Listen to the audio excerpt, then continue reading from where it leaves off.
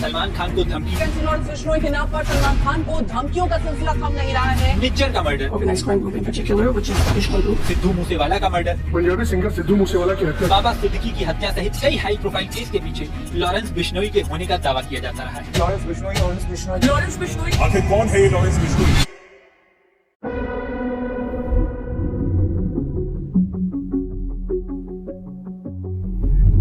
फरवरी 1992 को India Pakistan border से 50 kilometre दूर पंजाब के दुतरावाली गांव में लॉरेंस बिश्नोई पैदा होता है। पिताजी लविंदर सिंह एक पुलिस कांस्टेबल है और मां सुनीता एक हाउसवाइफ। वो बिश्नोई कम्युनिटी से बिलोंग करते हैं जिसके कई मेंबर्स पंजाब, हरियाणा और राजस्थान में पाए जाते हैं। जब वो पैदा होता है तो उसका कम्प्लेक्शन दूध की तरह सफेद है, मानो यूरोपियंस की तरह। तो उसकी माँ ने उसको नाम दिया लॉरेंस, एक ब्रिटिश एडमिनिस्ट्रेटर हेनरी लॉरेंस के ऊपर। पर दूसरे न्यूज आर्टिकल्स कहते हैं कि उसका एक्चुअल नाम बालकरण ब्राड था और उसने स्कूल में अपना नाम बदला क्योंकि उसको लॉरेंस की साउंड अच्छी लगी। उसका परिवार जमींदारों का परिवार था जिनके पास गांव में 110 एकड़ की जमीन है। बचपन लॉरेंस ने गांव में ही बिताया। उसके पेरेंट्स फिर उसका दाखिला करवाते हैं अजम्पशन कॉन्वेंट स्कूल में, जो एक क्रिश्चियन बोर्डिंग स्कूल है आबोहर में। स्कूल में लॉरेंस एक आम लड़के की तरह था। गाँव के लोग कहते कि लॉरेंस जमींदारों के परिवारों से एक भोला भाला लड़का था। रोहताश कुमार दुतरावाली में एक 70 साल के रेजिडेंट कहते कि जब भी वो लड़का घर आता है वो किसी से भी लड़ाई नहीं करता। पर जैसे लॉरेंस बड़ा होता है वो लग्जरीज का लुत्फ उठाता है। 8th क्लास में आते आते वो अपनी खुद की बाइक चलाता है महंगे जूतों के साथ। इस लाइफस्टाइल के बावजूद गांव के लोग कहते हैं कि वो लोकल बच्चों की मदद करता है। ड्रग एडिक्शन से बचाने के लिए वो नौजवानों को क्रिकेट की किट्स देता है। लॉरेंस 10th क्लास में पहुंचता है और उसके साथ वो हुआ जो कई लड़कों के साथ होता है, प्यार। उसके स्कूल में एक लड़की है काजल और वो एक दूसरे को पसंद करने लग जाते हैं। वो मानते हैं कि एक दिन वो शादी करेंगे और अपना फ्यूचर प्लान करने लग जाते हैं। 10th क्लास के बाद दोनों ही लॉरेंस और काजल अपने गांव से चंडीगढ़ आ जाते हैं, जहाँ 11th और 12th के लिए वो चंडीगढ़ के डीएवी स्कूल में एडमिशन लेते हैं। चंडीगढ़ में लॉरेंस एक हॉस्टल में रहता है और उधर उसका एथलेटिक्स में इंटरेस्ट डेवलप हो जाता है, स्पेशली 1500 मीटर की रेस में। ट्रेनिंग करने के लिए लॉरेंस पंजाब यूनिवर्सिटी के ग्राउंड्स में जाता है। क्योंकि वो ट्रेनिंग के लिए यूनिवर्सिटी आता रहता है इसलिए उधर वो देखता है, सीखता है, लोगों से बात करता है और इवेंचुअली उसका स्टूडेंट पॉलिटिक्स में इंटरेस्ट डेवलप हो जाता है। 2008 में उसका दोस्त Robin Brar student organisation of Punjab university के इलेक्शंस के लिए खड़ा हो रहा है। ऑपोजिशन कैंडिडेट को धमकाने के लिए लॉरेंस एक रिवॉल्वर से गोली चलाता है, जिसकी वजह से एक attempt to murder case file होता है लॉरेंस और उसके दोस्तों के खिलाफ। सभी लोग को अरेस्ट कर लिया जाता है और इसी के साथ लॉरेंस बिश्नोई की क्रिमिनल जर्नी स्टार्ट होती है।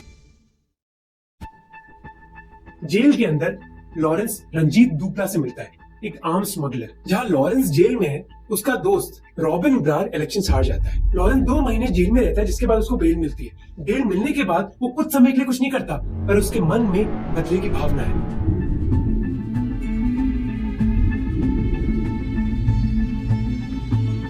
कुछ महीने बाद लॉरेंस गोली चलाता है विनिंग कैंडिडेट के भाई पर, जिसके बाद एक और attempt to murder case file होता है उसके खिलाफ और चंडीगढ़ के जेल में वो 6 दिन बिताता है। इस बार लॉरेंस दविंदर बबला से मिलता है, एक लोकल क्रिमिनल। तो एक पैटर्न है, हर बार जब लॉरेंस जेल जाता है तो एक पक्के क्रिमिनल से मिलता है, जिसकी वजह से क्राइम की दुनिया में उसकी एंट्री और गहरी हो जाती है। और याद है कि अभी भी लॉरेंस 12th क्लास में ही है। 12th क्लास कंप्लीट करने के बाद लॉरेंस पंजाब यूनिवर्सिटी में एडमिशन ले लेता है। पर लॉरेंस का पढ़ाई पर ज्यादा फोकस नहीं है। इनफैक्ट 2010 में वो पकड़ा जाता है एग्जाम में चीटिंग करते हुए, जब उसके पास एक चिट होती है आंसर्स के साथ। जैसे एग्जाम के इन्विजिलेटर लॉरेंस को सुपरिटेंडेंट के हाथ पकड़ाने वाले होते हैं, लॉरेंस फर्स्ट फ्लोर की खिड़की से आंसर शीट के साथ छलांग मार देता है। इन इंसिडेंट्स की वजह से कैंपस पॉलिटिक्स में लॉरेंस पॉपुलर हो जाता है। उसके पास पैसा है, स्टाइल है और गट्स है, जिसकी वजह से फॉलोअर्स अट्रैक्ट करना उसके लिए इतना मुश्किल नहीं है। 2010 में यूनिवर्सिटी इलेक्शंस के चेयरमैन पोस्ट के लिए लॉरेंस खड़ा होता है, पर वो ये इलेक्शंस हार जाता है। हारने के बाद जो अपोजिंग ग्रुप होता है वो लॉरेंस और उसकी गर्लफ्रेंड को छेड़ने लग जाता है, जिसके बाद लॉरेंस की जो राइवलरी होती है वो पर्सनल हो जाती है। टेंशन इतनी बढ़ जाती है कि राइवल गैंग के लोग काजल को कॉलेज के अंदर जिंदा जला देते हैं लॉरेंस से बदला लेने के लिए। अब इस भयानक चीज को कुछ लोग एक्सीडेंट कहते हैं और दूसरे लोग कहते हैं कि जानबूझकर किया गया लॉरेंस से बदला लेने के लिए। और इस एक इंसिडेंट ने लॉरेंस पर एक गहरा घाव डाल दिया। वो लॉरेंस जो अपने गांव के स्कूल में एक साधारण लड़का था, अब यूनिवर्सिटी में आते आते एक गैंगस्टर बन जाता है। पर ये लव एंगल तो एक कहानी है। द हिंदू की रिपोर्ट कहती है कि लॉरेंस ने वायलेंस इस लव स्टोरी की वजह से स्टार्ट नहीं किया। इलेक्शन हारने के बाद लॉरेंस इतना ह्यूमिलिएटेड फील करता है कि वो और उसके दोस्त विनिंग कैंडिडेट को मारते हैं आयरन रॉड के साथ और उसके पैर तोड़ देते हैं। पुलिस के हिसाब से लॉरेंस 2 देसी कट्टों के साथ उसको मारने की भी कोशिश करता है। कुछ समय बाद लॉरेंस और उसका ग्रुप पुलिस को सरेंडर कर देता है और 3 हफ्तों के बाद उनको बेल मिल जाती है और वो डिसाइड करता है कि अगले इलेक्शन तो वो जीत कर ही रहेगा, जिसका मतलब है कि कैंपस में और लड़ाइयों में भाग लेना पड़ेगा। 12 अप्रैल 2010 को सुबह के 4 बजे भूपेंद्र सिंह एक Punjab university student union leader हैं जो चंडीगढ़ के सेक्टर 11A में रहते हैं। भूपेंद्र सुबह उठकर प्रे कर रहे होते हैं जब उनको घर के गेट से कुछ आवाजें सुनाई देती है। जब वो बाहर देखते हैं तो 5 लड़के इंक्लूडिंग लॉरेंस उनके घर में आ गए हैं। वो लोग भूपेंद्र को धमकी देते हैं और उनकी पजेरो और एस्टीम गाड़ियों पर आग लगा देते हैं। जब भूपेंद्र का परिवार चिल्लाता है तो वो सारे लोग एक व्हाइट एंडेवर गाड़ी में भाग जाते हैं, जिसके बाद सेक्टर 11 पुलिस स्टेशन में उन सभी के खिलाफ एक FIR रजिस्टर करी जाती है। पर इन FIR से लॉरेंस की पॉपुलैरिटी कम नहीं होती। 2011 में वो फिर स्टूडेंट इलेक्शंस लड़ता है और इस बार जीत जाता है।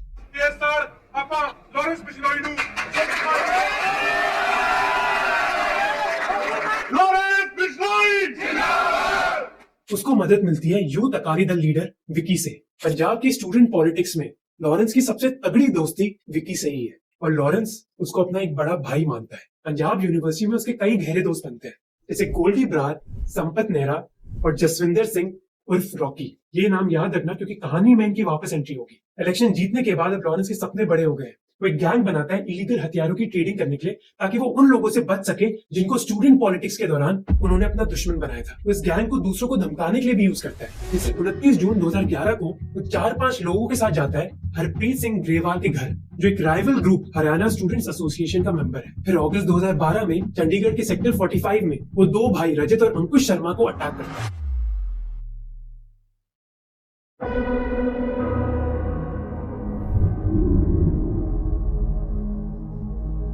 कॉलेज के बाद लॉरेंस अब अपनी गैंग का पॉलिटिकल इन्फ्लुएंस बढ़ाना चाहता है और वो ये करता है 2 चीजों के जरिए। पहली बात, वो पंजाब यूनिवर्सिटी के अब कैंपस में नहीं है पर अपने गैंग मेंबर्स को वो इलेक्शंस पे खड़ा करता है कैंडिडेट्स के तौर पे। और दूसरी चीज, पंजाब यूनिवर्सिटी के अलावा वो दूसरे कैंपसेस में भी अपना निशाना डालता है। जैसे 2013 में उपसार के गवर्नमेंट कॉलेज के स्टूडेंट इलेक्शंस में लॉरेंस का दोस्त एक कैंडिडेट से हार जाता है, जिसके बाद लॉरेंस उस कैंडिडेट को मार गिराता है। अब एक आदमी जो कॉलेज के इलेक्शंस के लोग को मारने के लिए तैयार है, वो बस कॉलेज के इलेक्शंस पर नहीं रुकेगा। लॉरेंस का एक दोस्त उससे मदद मांगता है क्योंकि उस दोस्त का रिश्तेदार लुधियाना के म्युनिसिपल कॉर्पोरेशन इलेक्शंस में खड़ा हुआ है। अपनी दोस्त की मदद करने के लिए लॉरेंस क्या करता है, वो अपोजिंग कैंडिडेट को मार देता है। इसके बाद लॉरेंस जयपुर में अंडरग्राउंड चले जाता है। जब वो छुपा हुआ होता है, वो डिसाइड करता है कि उसको अपना बिजनेस बढ़ाना होगा, जिसकी वजह से वो जयपुर के दारू के ट्रेड में इन्वेस्ट करने लग जाता है। और अब वही लॉरेंस जिसने वायलेंस स्टार्ट किया था कैंपस पॉलिटिक्स में, अब वो ऑर्गेनाइज्ड क्राइम के अंदर घुस गया है इलीगल दारू की इंडस्ट्री में आकर। पर चीजें जल्दी सीरियस होने वाली होती है। कुछ महीनों बाद लॉरेंस के कजन अमनदीप को एक गैंग मार गिराती है। लॉरेंस पुलिस को कहता है कि ये मोमेंट उसकी जिंदगी का टर्निंग पॉइंट था। उसके कजन के मर्डर की वजह से वो क्राइम की दुनिया को छोड़ नहीं पाया। अगले 2 सालों के दौरान लॉरेंस उन लोगों का पीछा करता है जिसने उसके कजन अमनदीप को मार गिराया। लॉरेंस की हिट लिस्ट पर बस वो लोग नहीं जिन्होंने अमनदीप को मार गिराया, बल्कि वो लोग हैं जिसने उसके किलर्स को हथियार दिए और उनको बचा के रखा। और जब वो क्राइम की दुनिया में घुस गया है तो पुलिस के साथ एनकाउंटर ज्यादा दूर नहीं है।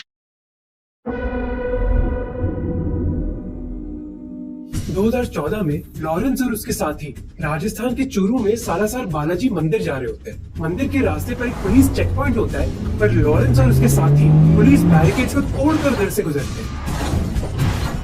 वो पुलिस ऑफिसर्स पर ओपन फायर भी करते हैं, जिसके बाद एक हाई स्पीड चेज चालू होता है।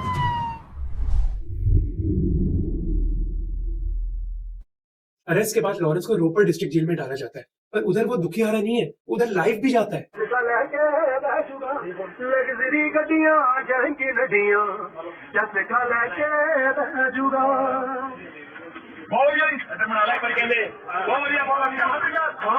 और कुछ दिनों बाद जेल से भागना कैसे है उसकी वो प्लानिंग स्टार्ट कर देता है। और अपॉर्चुनिटी उसको मिली दिसंबर 2014 में। डिस्ट्रिक्ट जेल में कल्चरल इवेंट होना है, जहां जेल अथॉरिटी सारे इनमेट्स को परमिशन देती है कि वो अपने एक रिलेटिव या फिर दोस्त को इवेंट के लिए इनवाइट कर सकते हैं। लॉरेंस इनवाइट करता है इंद्रप्रीत सिंह उर्फ पेरी को। पेरी लॉरेंस का खास दोस्त है और दोनों मिलकर डिसाइड करते हैं कि लॉरेंस जेल से कैसे भागेगा। जनवरी 2015 में लॉरेंस को रोपर डिस्ट्रिक्ट जेल से अबोहर कोर्ट जाना है। उसके साथ 4 पुलिस कर्मी है, असिस्टेंट सब इंस्पेक्टर और 3 हेड कांस्टेबल्स।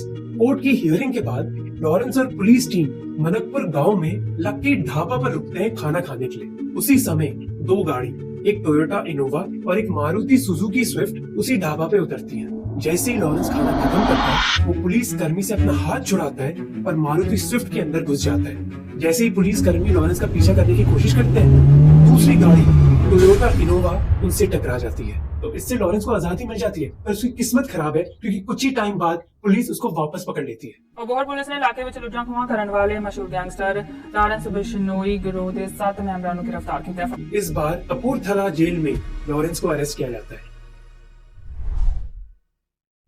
अब क्योंकि लॉरेंस पर इतने केसेस लग गए, इसलिए उसकी कस्टडी एक जेल से दूसरी जेल तक ट्रांसफर होती रहती है और इन जेल्स में ही वो दूसरे क्रिमिनल से मिलता है। जर्नलिस्ट रितेश लक्की कहते हैं कि राजस्थान की जेल में जाने से पहले लॉरेंस कोई बड़ा क्रिमिनल नहीं था, पर एक बार जाने के बाद वो कई गैंगस्टर्स के साथ कांटेक्ट में आया, जिसने उसका मानो रूप ही बदल दिया। एक पंजाब के पुलिस ऑफिसर बहुत अच्छी तरह समझाते हैं कि पंजाब में गैंग्स काम कैसे करती हैं। वो कहते हैं कि लो लेवल के जो मेंबर्स होते हैं वो या तो ड्रग एडिक्ट्स होते हैं या फिर लोकल क्रिमिनल्स, और जो टॉप वाले लोग होते हैं वो हमेशा स्टूडेंट पॉलिटिक्स से ही आते हैं। वो कहते हैं यूनिवर्सिटीज नर्सरीज है गैंगस्टर्स के लिए, जेल क्राइम के कॉलेजेस, और जेल के अंदर क्रिमिनल्स का एक तगड़ा नेटवर्क बन जाता है, जिससे वो अपनी बड़ी गैंग बना पाते हैं। पुलिस ऑफिसर कहते हैं कि ये जो गैंगस्टर्स हैं ना ये लवर बॉय हैं और ना ये बेरोजगार हैं, इनके परिवारों की एकड़ों में जमीन होती है और क्राइम की दुनिया एंटर करने के बाद उन पर केसेस तो कई होते हैं पर वो कन्विक्ट नहीं होते। ऐसा ही हुआ लॉरेंस के साथ। 2016 में लॉरेंस को एक कोर्ट अक्विट कर देता है। कोर्ट ने कहा कि प्रोसिक्यूशन अक्यूज के खिलाफ एविडेंस दे ही नहीं पाया। इसी तरह दूसरे केसेस में भी लॉरेंस को अक्विट कर दिया गया लैक ऑफ एविडेंस की वजह से। एक पुलिस ऑफिशियल ने कहा कि विटनेसेस इतने डरे हुए होते हैं कि वो टेस्टिफाई नहीं करते और केसेस कोलैप्स हो जाते हैं। पर सेम साल 2016 में एक अटेम्प्ट टू मर्डर केस में लॉरेंस कन्विक्ट हो जाता है। अब दूसरे केस में लॉरेंस कन्विक्ट तो होता है पर बस 2 सालों के लिए, बस 2 साल की सजा, क्योंकि attempt to murder charges prove ही नहीं होते। लॉरेंस कन्विक्ट होता है कॉजिंग इंजरी और राइटिंग के केसेस पर, इसलिए कोर्ट उस पर 4000 रुपए का जुर्माना लगाता है और 2 साल की कैद। अब पंजाब में गैंग वायलेंस ऊंचाई तक पहुंच गया। 2016 में पंजाब पुलिस एक स्पेशल टास्क फोर्स भी सेटअप करती है गैंगस्टर्स को काउंटर करने के लिए। वो एक डिटेल लिस्ट बनाते हैं उन गैंगस्टर्स की जो अरेस्टेड है और अभी जेल से ऑपरेट कर रहे हैं। उनमें से एक का नाम लॉरेंस बिश्नोई। तो लॉरेंस अभी कोई नेशनल गैंगस्टर नहीं है, बल्कि वो पंजाब में कई गैंगस्टर्स की तरह है, पर थोड़ी देर में वो कुछ करेगा जो ये चीज बदल देता है। अभी के लिए तो वो जेल में एंजॉय कर रहा है। जैसे इस वीडियो को देखो। और जब लॉरेंस जेल में है, बाहर उसका दोस्त रॉकी उसका ऑपरेशन एक्सपैंड कर रहा है। रॉकी की मदद से लॉरेंस हथियारों को स्मगल करता है राजस्थान के श्री गंगानगर और भरतपुर शहरों में। दूसरी सीट्स में अपने ऑपरेशन को बढ़ाने के लिए वो लोकल माफिया ग्रुप्स के साथ काम करता है। जैसे हरियाणा में वो लोकल गैंगस्टर दीपक कुमार तीनों के साथ काम करता है और जोधपुर में लोकल गुंडे हरेंद्र चौधरी के साथ। अब लॉरेंस अपनी पब्लिक इमेज पर भी काम करने लग जाता है। जैसे जेल से वो ऐसे वीडियोस रिलीज करता है जहाँ लॉरेंस भगत सिंह की फोटो के साथ सरफरोशी की तमन्ना की कविता बोलता है। सरफरोशी की तमन्ना अब हमारे दिल में है, देखना है जोर कितना बाजुए कातिल में है। वो सोशल मीडिया से दुनिया को कहता है कि जो काम पुलिस नहीं कर पाएगी वो मैं करूंगा। जैसे मार्च 2017 में राजस्थान के एक गाँव में जमीन के विवाद के चलते एक नौजवान लड़की को आग से जला दिया जाता है। तो लॉरेंस बिश्नोई के फेसबुक पेज पर एक पोस्ट आता है, कानून चले ना चले इसका अब हम करेंगे हिसाब अपने हिसाब से। लॉरेंस जरूर जेल में, पर आम जनता के बीच पॉपुलर कैसे होना है और अपना धंधा कैसे चलाना है दोनों ही वो जानता है। अब पुलिस कहती है कि लॉरेंस के सेल में जैमर लगे हुए हैं, जिसकी वजह से वो मोबाइल फोन यूज ही नहीं कर सकता। उल्टा वो कोर्ट हियरिंग के दौरान सीक्रेट कोर्ट से इन्फॉर्मेशन पास करता है अपने दोस्तों को। अब जैमर जरूर लगे होंगे, पर लॉरेंस तो फिर भी वसूली के कॉल कर पाता है जेल से ही। 2017 में फरीदकोट जेल से वो कई सिंगर्स और बिजनेसमैन को वसूली के कॉल करता है। इन धमकी के कॉल से जो पैसा मिलता है उनको वो हथियार खरीदने में यूज करते हैं। 27 नवंबर 2017 को लॉरेंस के सेल से एक माइक्रोफोन मिलता है जो क्लियरली दिखाता है कि लॉरेंस बाहर के लोगों से कम्युनिकेट कर पा रहा है। और पुलिस इस बात से भी सरप्राइज हो जाती है कि लॉरेंस जेल में पर उसकी बाहर गैंग एक्सपैंड कर रही है। भला कैसे? एक पुलिस इंस्पेक्टर जिन्होंने लॉरेंस को कई बार अरेस्ट किया है, वो कहते हैं कि लॉरेंस से उन्होंने ये सवाल कई सालों पहले पूछा था और लॉरेंस ने कहा कि इसका जवाब है सोशल मीडिया। लॉरेंस अपने सोशल मीडिया को एक रिक्रूटमेंट टूल की तरह देखता है और उसने कहा कि कई नौजवान जो अपने अर्ली 20s में है वो उसके फेसबुक पेज के जरिए उसको मैसेज करते हैं कि वो उसकी गैंग में शामिल होना चाहते हैं। फरीदकोट के एसएसपी चरणजीत सिंह कहते हैं कि ये गैंगस्टर्स पैसे के लिए काम नहीं करते बल्कि नाम और शान के लिए करते हैं। 2017 में लॉरेंस हरियाणा, पंजाब और राजस्थान स्टेट्स में तो पॉपुलर हो गया है, पर 2018 में वो एक ऐसी चीज करता है जिससे वो देश भर में पॉपुलर हो जाता है। 4 जनवरी 2018 को हैवी पुलिस सिक्योरिटी के साथ लॉरेंस जोधपुर कोर्ट जा रहा है। अभी तो मैंने कुछ किया ही नहीं, बिना मतलब को इन्वॉल्व करेंगे तो पता लग ही जाएगा। सलमान खान का जोधपुर में मारेंगे तो पता लग जाएगा इनको। तो लॉरेंस बिश्नोई सलमान खान को एक धमकी देता है और इस धमकी की जड़ है एक इंसिडेंट जो हुआ था 25 साल पहले। सितंबर 1998 में एक बड़ी बॉलीवुड फिल्म हम साथ साथ है की शूटिंग चल रही है राजस्थान में। इस फिल्म में बड़े सितारे हैं जैसे सलमान खान, सैफ अली खान, तब्बू, करिश्मा कपूर और सोनाली बेंद्रे। सेट पर शूटिंग खत्म करने के बाद रात के अंधेरे में बॉलीवुड के बड़े सितारे आसपास के जंगलों में जाते क्योंकि वो हथियार लिए शिकार करना चाहते थे चिंकारा और मोर का। 1998 में पब्लिश हुआ द ट्रिब्यून आर्टिकल में लिखा है कि कैसे जानवर को लोकल होटल में ले जाया जाता और उसके मांस से बड़ी दावतें बनाई जाती बॉलीवुड सितारों के लिए। किसी ने उनके एक्शंस के खिलाफ आवाज नहीं उठाई, इसके बावजूद कि चिंकारा एक एंडेंजर्ड स्पीशी है। ये जो शिकार करने का सिलसिला था वो कई दिनों तक चला, पर एक रात ये सब बदल गया। 1 अक्टूबर 1998 को फिल्म के सारे स्टार्स एक मारुति जिप्सी में वापस से शिकार करने के लिए जाते हैं। वो मदद मांगते हैं एक ट्रैवल एजेंसी के मैनेजर से जिसके ओनर जोधपुर के महाराजा गज सिंह है। शिकार करने के लिए वो राजस्थान के गुड़ा बिश्नोई गांव में जाते हैं जहाँ बिश्नोई कम्युनिटी रहती है। अब बिश्नोई कम्युनिटी के लोग मोस्टली वेजिटेरियन होते हैं और उनका नेचर और वाइल्ड लाइफ की ओर बहुत ज्यादा लगाव होता है। इनफैक्ट आपको कई पिक्चर्स मिल जाएंगी बिश्नोई महिलाओं की जहाँ वो पशुओं को अपना दूध पिला रही होती है। बिश्नोई समाज मानता है कि उनकी जिम्मेदारी है उनके इलाके की वाइल्ड लाइफ की देखभाल करना। जिस रात सलमान खान और दूसरे एक्टर्स गुड़ा बिश्नोई पहुंचे उस रात उन्होंने 2 ब्लैक बक्स का शिकार किया। इंडिया टुडे की न्यूज रिपोर्ट में लिखा है कि जैसे ही वो जानवर मारे गए, सलमान खान मारुति जिप्सी के बाहर आए और एक चाकू के साथ उन्होंने उन जानवरों का हलाल किया। गोलियों की आवाज से गुड़ा बिश्नोई के निवासी अचंभित हो गए। जानवरों को बचाने के लिए गांव वाले उधर भागे और गांव वालों की आवाज सुनकर सारे बॉलीवुड सितारे डर गए और अपनी जिप्सी में भाग बैठे। गांव वालों ने सलमान खान को रिकॉग्नाइज कर लिया और वो अपनी मोटरसाइकिल पर उनका पीछा करते हैं। इसी तरह गांव वाले मारुति जिप्सी का प्लेट नंबर नोट डाउन कर लेते हैं। अगले दिन गांव वाले फॉरेस्ट ऑफिशियल्स के पास जाते हैं कंप्लेन लेकर, पर ऑफिशियल्स कुछ करते नहीं है बल्कि वो इस बात को टालते रहते हैं। हड़बड़ी वो तब मचाते हैं जब दैनिक भास्कर अखबार में इसके बारे में एक रिपोर्ट छपती है, जिसके बाद फॉरेस्ट ऑफिशियल्स इन्वेस्टिगेशन करने के लिए गुड़ा बिश्नोई गांव पहुंचते हैं और उस जिप्सी को सीज करते हैं जो अलेजेडली शिकार करने के लिए यूज करी हुई थी। गाड़ी की तहकीकात करने के बाद ऑफिशियल्स कहते हैं कि 26 और 28 सितंबर के दिन सलमान खान ने चिंकारा का शिकार किया था। इन्वेस्टिगेशन पर दबाव बनाने के लिए गांव वाले जोधपुर जाते धरने के लिए। 9 अक्टूबर को फॉरेस्ट ऑफिशियल सलमान खान, सैफ अली खान, तब्बू, सोनाली बेंद्रे और नीलम कोठारी को हम साथ साथ के सेट से अरेस्ट करते हैं। जैसे ही क्वेश्चनिंग स्टार्ट होती है तो तीनों एक्ट्रेसेस तब्बू, सोनाली बेंद्रे और नीलम रोने लगती हैं। वो मान जाती है कि वो गांव जरूर गई थी पर उन्होंने गोली नहीं चलाई। वो कहते हैं कि उन्होंने ताली जरूर बजाई थी जब शिकार हुआ था पर शिकार नहीं किया। क्वेश्चनिंग के बाद तीनों फीमेल एक्टर्स और सैफ अली खान को बेल मिल जाती है। ये सारे लोग फिर मुंबई भाग जाते हैं और प्रोड्यूसर्स को 15.5 लाख रुपए देने पड़ते हैं, पर डिस्ट्रिक्ट मैजिस्ट्रेट सलमान खान की बेल को रिजेक्ट कर देते हैं। सलमान खान की लीगल टीम आर्ग्यू करती है कि पॉलिटिकल रीजंस की वजह से उनको फंसाया जा रहा है। वो कहते हैं कि सलमान खान की इंटेरोगेशन के दौरान फॉरेस्ट मिनिस्टर के भाई जसवंत सिंह बिश्नोई उधर मौजूद थे, जिसका मतलब है कि इस केस में पॉलिटिकल इंटरफेरेंस हो रहा है। और इसी समय कोर्ट रूम के बाहर जो एनवायरनमेंट है वो बहुत ही टेंस है। एक तरफ लोग चिल्ला रहे हैं कि हिरणों के हथियारों को फांसी दो और दूसरी तरफ लोग चिल्ला रहे हैं सलमान खान जिंदाबाद। और इस केस के साथ होता क्या है, तारीख पे तारीख, तारीख पे तारीख। फास्ट फॉरवर्ड करते हैं 2018 में जब सलमान खान जोधपुर आए फाइनल आर्गुमेंट्स के लिए, और इसी समय लॉरेंस बिश्नोई धमकी देता है। जब हम करेंगे तो पता लग ही जाएगा। सलमान खान का करेंगे, मारेंगे जाएंगे, जोधपुर में मारेंगे तो पता लग जाएगा। और एक हफ्ते बाद मुंबई पुलिस फिल्म सिटी पहुंच जाती है सलमान खान को ये कहने के लिए कि शूटिंग बंद करो, आपकी जान को खतरा है, अभी घर जाओ। पर सवाल यह है कि लॉरेंस बिश्नोई क्राइम के इतने साल बाद सलमान खान को धमकी क्यों दे रहे हैं? मुंबई पुलिस के एक आईपीएस ऑफिसर कहते हैं कि हम मानते हैं कि सलमान खान को टारगेट करके लॉरेंस अपना नाम बनाना चाहता है। अब अगर ये सच है तो लॉरेंस सक्सेसफुल रहा। फेसबुक पर वो पोस्ट करता है, दिल में जो है वही करना है, नाम दिल्ली से मुंबई तक चलना है। दूसरे दिन वो पोस्ट करता है, चर्चाते रहना गलियाम बलिए, बिश्नोई दी क्लिप दी न्यूज बंदी। और लॉरेंस इस चीज में सक्सेसफुल हो जाता है। चर्चा तो उसके बारे में हो रही है। और आपको इंटरेस्टिंग चीज पता है, अप्रैल 2018 में सलमान खान को ब्लैक बक केस में सजा सुनाई जाती है। उनको भेजा जाता है जोधपुर जेल में। इस जेल में और कौन है? लॉरेंस बिश्नोई।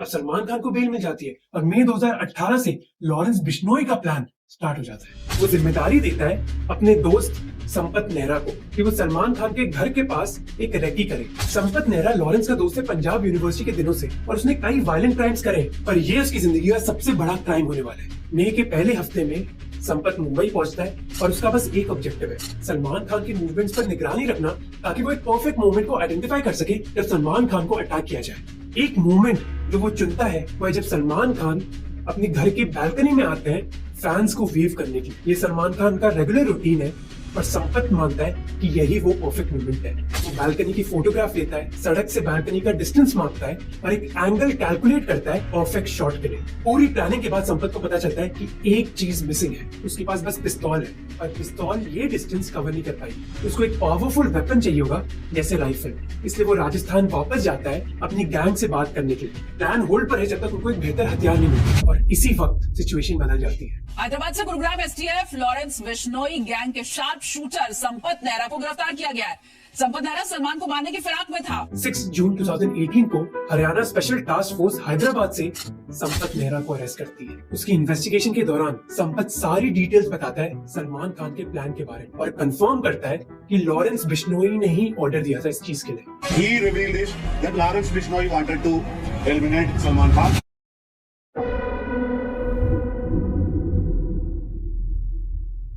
इस केस के पब्लिश होने के बाद लॉरेंस बिश्नोई और पॉपुलर हो गया। 2018 में राजस्थान पुलिस की इन्वेस्टिगेशन में पता चलता है कि लॉरेंस बिश्नोई के नाम से 165 फेसबुक पेजेस हैं, जिनमें से 20 से 22 गैंग मेंबर्स खुद एक्टिव रखते हैं। जुलाई 2018 में जब वो शिकार कोर्ट में पहुंचता है तो लोग उसको घेर लेते हैं, मान लो वो एक सेलिब्रिटी हो। इस पॉपुलैरिटी के चलते उसके मन में कुछ बड़े करने का साहस और आ जाता है। इसी वजह से नवंबर 2020 में राजस्थान पुलिस लॉरेंस को भरतपुर जेल से अजमेर की हाई सिक्योरिटी जेल में ट्रांसफर कर देती है। कई पुलिस ऑफिशियल्स अजमेर के जेल की इन्वेस्टिगेशन भी करते हैं, ये देखने के लिए कि उधर लॉरेंस को ढंग से रखा जा सकता है या फिर नहीं। वो मानते हैं कि ये करना जरूरी है क्योंकि अब सब भरतपुर जेल में लॉरेंस की जेब में है। जिसके बाद लॉरेंस पर Maharashtra control of organised crime act लगाई जाती है, जो ऑर्गेनाइज्ड क्राइम सिंडिकेट्स के खिलाफ एक सख्त कानून है। इस सख्त कानून की वजह से किसी भी अक्यूज के लिए बेल मिलना मुश्किल हो जाता है। जून 2021 को फिर लॉरेंस को तिहाड़ जेल शिफ्ट किया जाता है और 2 महीने बाद उसकी गैंग को एक बुरी खबर मिलती है। अगस्त 2021 उसके खास आदमी विकी को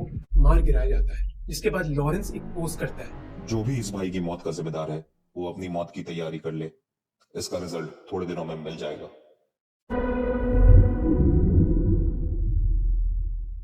29 मई 2022 पंजाब के मानसा डिस्ट्रिक्ट के जवाहर के गांव में तपती धूप है। सिद्धू मूसेवाला एक ग्लोबल पंजाबी म्यूजिक सेंसेशन अपने घर से निकलने के लिए तैयार होता है दोपहर के 4:30 बजे। जैसे ही वो बाहर निकल रहा होता है उसकी माँ चरण कौर उसको बोलती है, फॉर्च्यूनर ले जा, मेरा जी घबरा रहा है। सिद्धू की फॉर्च्यूनर कोई आम गाड़ी नहीं थी, बल्कि मानो एक आर्मर्ड टैंक था जो किसी भी अटैक को सह सकती है। कई महीनों से सिद्धू मूसेवाले को धमकियां मिल रही हैं। फरवरी 2021 को मोहाली के अपने इंटेलिजेंस हेडक्वार्टर्स में ऑर्गेनाइज्ड क्राइम कंट्रोल यूनिट ने एक ब्रीफिंग दी थी सिद्धू को कि कई गैंगस्टर्स उसको टारगेट करना चाहते हैं। उन्होंने सिद्धू को 4 पुलिस गार्ड दिए और कहा कि घर से बाहर मत निकलना।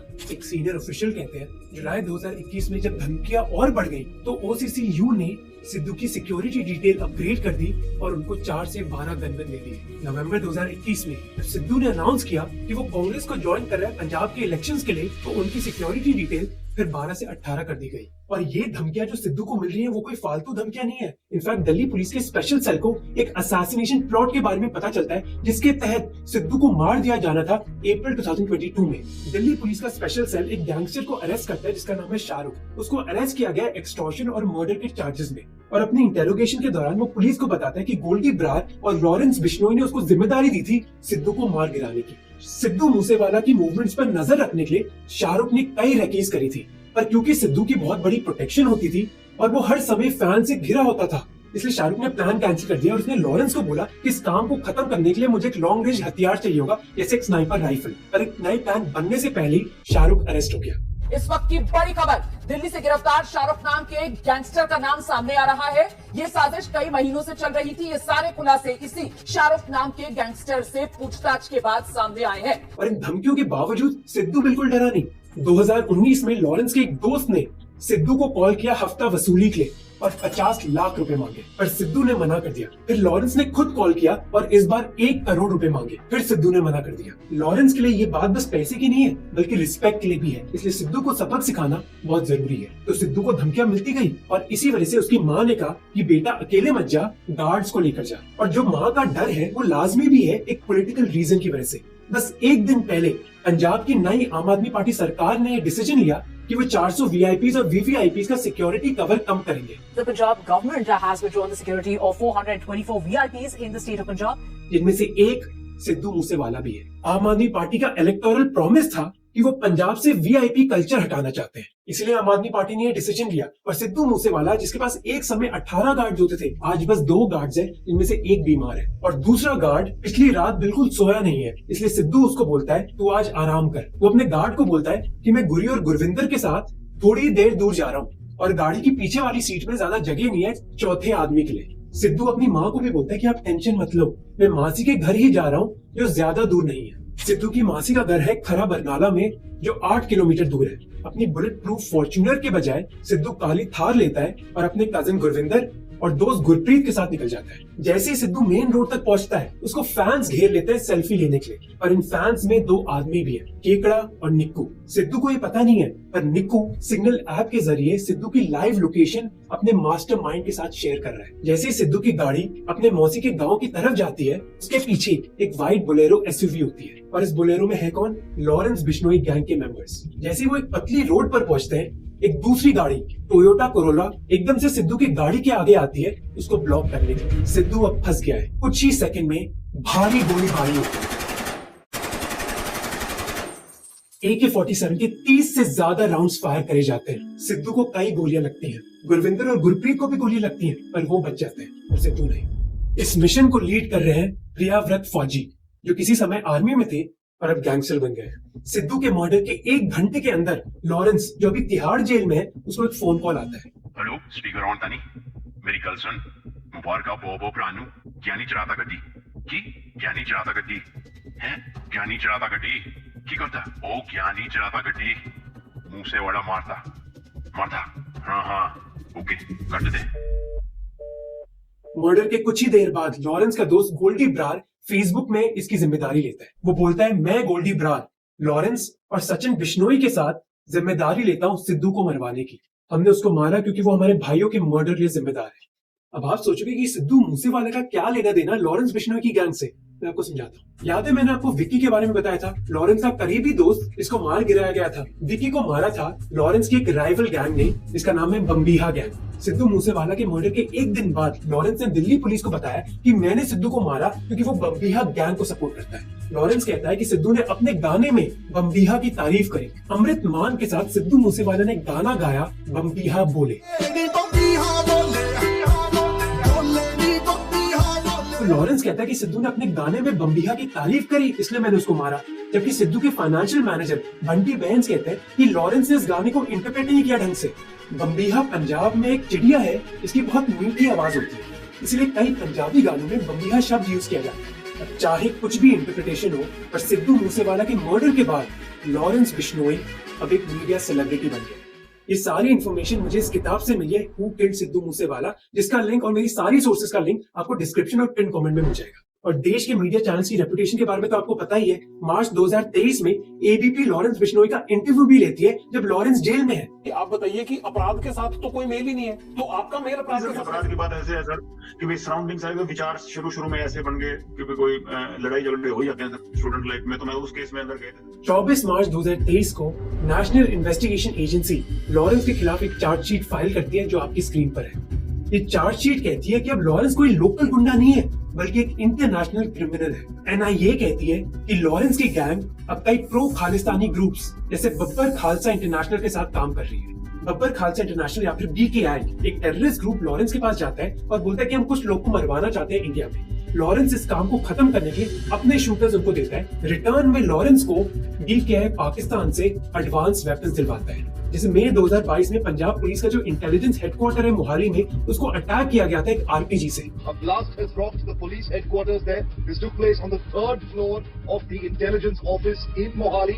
No casualties have been reported as of now. NIA कहता है कि BKI इस अटैक के लिए जिम्मेदार था और BKI को लॉरेंस ने सपोर्ट किया। NIA अपने चार्जशीट में ये भी कहती है कि देश की इंटेलिजेंस एजेंसी से बचने के लिए लॉरेंस बहुत ही क्रिएटिव कम्युनिकेशन का तरीका अपनाता है। इसको कहा जाता है डब्बा कॉलिंग। ये डब्बा कॉलिंग है क्या, मैं आपको बताता हूँ। सबसे पहले लॉरेंस का ऑपरेटिव वसूली के लिए अपने विक्टिम को कॉल करता है स्काइप जैसे प्लेटफॉर्म्स के जरिए। फिर एक दूसरे फोन से ऑपरेटिव लॉरेंस को कॉल लगाता है। ऑपरेटिव फिर दोनों फोन साइड बाय साइड रख देता है स्पीकर ऑन करके, जिससे लॉरेंस डायरेक्टली विक्टिम से बात कर सकता है। डब्बा कॉलिंग से ये प्रूव करना कि लॉरेंस ही हफ्ता वसूली के लिए जिम्मेदार है, ये मुश्किल हो जाता है और लॉरेंस अपना बिजनेस कंटिन्यू रख पाता है। चार्जशीट में ये भी क्लियर किया जाता है कि लॉरेंस कोई छोटा मोटा गैंगस्टर नहीं है। 23 अगस्त 2023 गुजरात पुलिस लॉरेंस को अरेस्ट करती है एक बहुत बड़े ड्रग स्मगलिंग ऑपरेशन में। Gangster Lawrence Bishnoi's role is now under lens. Gujarat police takes the gangster Bishnoi's custody. The case are linked to drugs haul worth over 200 crore. सितंबर 2022 में गुजरात के coast के पास एक पाकिस्तानी फिशिंग बोट पकड़ी जाती है। इस boat से बरामद होता है 34 किलो का हेरोइन, जिसकी वैल्यू है करीब 200 करोड़ रुपए। गुजरात का एंटी टेररिज्म स्क्वाड और इंडियन कोस्ट गार्ड अपने ऑपरेशन में 6 पाकिस्तानियों को अरेस्ट करता है। इन्वेस्टिगेशन में पता चलता है कि ये ड्रग्स दिल्ली और पंजाब भेजे जाने थे और इस स्मगलिंग ऑपरेशन में लॉरेंस बिश्नोई गैंग का हाथ है। जिसके बाद लॉरेंस को narcotic drugs and psychotropic substances act में बुक किया जाता है और गुजरात के साबरमती जेल में ट्रांसफर किया जाता है। जेल में लॉरेंस को कंप्लीट आइसोलेशन में रखा जाता है ताकि वो किसी और कैदी से बात ना कर पाए। उसका दिन स्टार्ट होता है सुबह के 5 बजे। सुबह वो अपनी पूजा करता है और फिर एक्सरसाइज। न्यू इंडियन एक्सप्रेस की रिपोर्ट कहती है कि वो अपनी डाइट के बारे में बहुत स्ट्रिक्ट है। सेम रिपोर्ट में ये भी लिखा है कि नवरात्रों के दौरान वो व्रत भी करता है और हर हफ्ते के 2 दिन वो मौन व्रत रखता है। एनआईए की चार्जशीट के बाद उसके आसपास सिक्योरिटी बहुत टाइट कर दी जाती है। जो रेगुलर जेल के ऑफिसर्स हैं वो तो उससे बात भी नहीं कर सकते, बल्कि ऑफिसर्स की स्पेशल टीम बनाई जाती है उसकी सिक्योरिटी के लिए। नॉर्मली जिस कमरे में लॉरेंस है उधर 40 से 50 कैदी होते हैं, पर अभी उस बैरक में बस वही अकेला है। एंटी टेररिज्म स्क्वाड और एनआईए के ऑफिसर्स उधर तैनात करे जाते हैं ताकि कोई सिक्योरिटी ब्रीच ना हो, और मिनिस्ट्री ऑफ होम अफेयर्स तो उसकी सिक्योरिटी और बढ़ा देती है। अगस्त 2023 में वो एक ऑर्डर इशू करते हैं कि लॉरेंस को किसी भी हालत में जेल से बाहर नहीं निकाला जा सकता। बताओ, मिनिस्ट्री ऑफ होम अफेयर्स ने यह ऑर्डर निकाला है ताकि लॉरेंस बिश्नोई बाहर के किसी भी व्यक्ति से बात न कर पाए। पर अब भी लॉरेंस की कहानी खत्म नहीं हुई है। कहानी में कई ट्विस्ट बाकी है। 19 सितंबर 2023 को Canadian prime minister Justin Trudeau publicly कहते हैं कि गवर्नमेंट ऑफ इंडिया ने हरदीप सिंह निज्जर, जो एक प्रो खालिस्तानी टेररिस्ट है, उसको मार गिराया है। Credible allegations of a potential link between agents of the government of India and the killing of a Canadian citizen, Hardeep Singh Nijjar. Canadian सरकार कह रही है कि उनकी जमीन पर टारगेटिंग किलिंग करवाई जा रही है इंडियन सरकार के हाथ। ये एक्यूजेशन आई 19 सितंबर 2023 को। अगले दिन 20 सितंबर को एनआईए एक वांटेड लिस्ट रिलीज करती है जिसमें एक आदमी का नाम है सुखदूल सिंह, जो बम्बिहा गैंग का मेंबर है। सुखदूल पर कई वसूली, मर्डर और टेररिज्म के आरोप है और वो 2017 में कनाडा चले गया था। एनआईए का कहना है कि सुखदूल अपने वसूली के पैसों से खालिस्तानियों को पैसा देता है। ठीक है, 19 सितंबर को कनाडा ने इंडिया को अब्यूज किया। 20 सितंबर को एनआईए ने एक वांटेड लिस्ट रिलीज करी। 21 सितंबर को क्या हुआ? लॉरेंस बिश्नोई ने सुखदूल सिंह को मार गिराया। Another man with connections to India has turned up dead in Canada just hours after being named on an Indian most wanted list. Facebook पर लॉरेंस ने लिखा कि सिद्धू ने मेरे साथियों गुरलाल, विक्की और संदीप को मारा था। मैंने उसी चीज का बदला लिया। तो 19, 20 और 21 को जो इवेंट्स हुए वो क्या इत्तेफाक थे? दाल में कुछ काला लगा है। पर 1 साल बाद कनाडा का कहना है कि दाल में कुछ काला नहीं है, दाल ही काली है।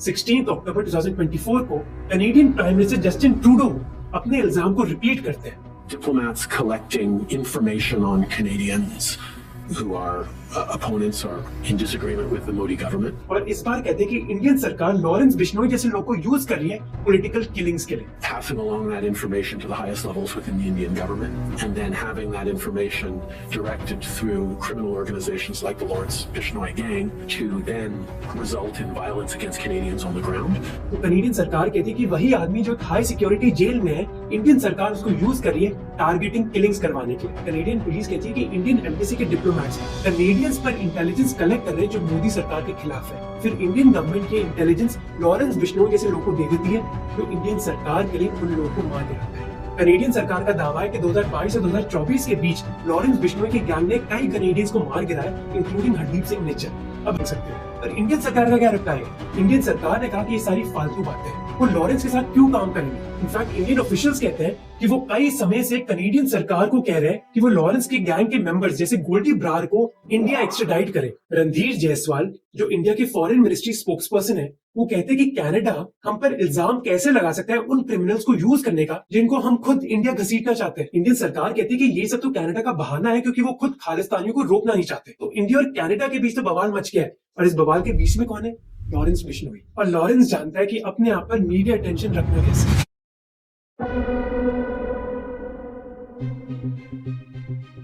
12 अक्टूबर 2024 बाबा सिद्दीकी नेशनल कांग्रेस पार्टी के एक दिग्गज लीडर बांद्रा में अपने दफ्तर से बाहर निकलते हैं। बाबा सिद्दीकी जाने जाते हैं अपनी बड़ी बड़ी इफ्तार पार्टीज के लिए, जहाँ सलमान खान और शाहरुख खान जैसे सितारे आते हैं। रात के 9 बजे वो दुर्गा विसर्जन अटेंड करने जा रहे होते हैं, पर वो नहीं जानते कि 3 लोग उनका इंतजार कर रहे हैं। तीनों का चेहरा कवर्ड होता है, त्योहार अपनी ऊंचाई पर होता है, पटाखे जल रहे होते हैं और लोग चिल्ला रहे होते हैं। और इसी समय 9:15 बजे 3 लोग बाबा सिद्दीकी को अप्रोच करते हैं और मार गिराते हैं। उनको तुरंत लीलावती अस्पताल ले जाया जाता है और 11:27 में उनको डेड डिक्लेयर कर दिया जाता है। लॉरेंस बिश्नोई गैंग की हर किलिंग की तरह इस किलिंग के बाद भी एक फेसबुक पोस्ट आता है, सलमान खान हम ये जंग चाहते नहीं थे, पर तुमने हमारे भाई का नुकसान करवाया। हमारी किसी से कोई दुश्मनी नहीं है, पर जो भी सलमान खान और दाऊद गैंग की हेल्प करेगा अपना हिसाब किताब लगा के रखना। इस शूटिंग की प्लानिंग भी कई महीनों तक करी गई थी। जो 3 शूटर्स हैं वो कुल्ला में एक भाड़े के मकान पर रह रहे थे और वो कई बार रेकी ट्रिप्स करने गए बाबा सिद्दीकी के दफ्तर के पास। मर्डर की रात को वो स्नैपचैट के जरिए लॉरेंस के भाई अनमोल से बात कर रहे हैं। अनमोल कनाडा से ऑपरेट कर रहा है और वो स्नैपचैट पर शूटर्स को इंस्ट्रक्शंस भेजता है। शूटर्स इन इंस्ट्रक्शंस को पढ़ते हैं और तुरंत डिलीट कर देते हैं। इस शूटिंग से कंफर्म हो जाता है कि लॉरेंस बिश्नोई की गैंग इंडिया में ही नहीं बल्कि कनाडा जैसे देशों से भी ऑपरेट कर रही है। मर्डर के बाद मुंबई पुलिस 2 शूटर्स को अरेस्ट कर लेती है, एक को हरियाणा से और दूसरे को उत्तर प्रदेश से। पर तीसरा शूटर शिव कुमार गौतम अभी भी लापता है। पुलिस को पता चला कि इन तीनों शूटर्स को 50,000 रुपए दिए गए थे ये काम कंप्लीट करने के लिए और उन्होंने अपनी फायरिंग की प्रैक्टिस पास के जंगल में करी थी। पुलिस लॉरेंस के गैंग मेंबर राजू को पकड़ लेती है और राजू पुलिस कस्टडी में एक प्रेस इंटरव्यू देता है। वो कहता है कि बाबा सिद्दीकी अच्छा आदमी नहीं था, बल्कि वो दाऊद को सपोर्ट करता था और उसके खिलाफ Maharashtra control of organise crime act के चार्जेस भी थे, इसीलिए हमने उसको मार दिलाया। बाबा सिद्दीकी कोई सही आदमी थोड़ी नहीं था, उसके ऊपर मकोका का केस लगा हुआ है। अब आम आदमी पे तो मकोका का केस लगेगा नहीं, और बताते हैं वो उसके दाऊद से भी कनेक्शन था। इस कहानी की आयरनी आपको पता है क्या है कि लॉरेंस बिश्नोई पर भी same Maharashtra control of organise crime act के चार्जेस हैं। और इसी के साथ एक समय जो पंजाब यूनिवर्सिटी का एक साधारण सा स्टूडेंट था, वो जेल में बैठे बैठे पुलिस की आंखों के सामने एक इंटरनेशनल गैंगस्टर बन जाता है।